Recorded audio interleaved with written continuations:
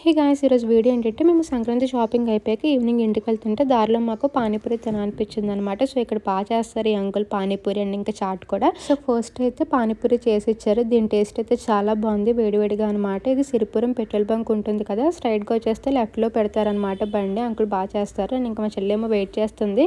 So first అడిగితే నాకు వద్దన్నది, తర్వాత నా ప్లేట్ల నుంచి తీసుకుని తిన్నాక చూసిందనమాట టేస్ట్ ఎలా ఉందని చెప్పి, నచ్చిందంట. సో అందుకని అంకుల్ని ఇంకో ప్లేట్ చేయమని అయితే చెప్పాము. అంకుల్ అయితే చేస్తున్నారు. సో మా సంక్రాంతి షాపింగ్ అయితే అయ్యింది.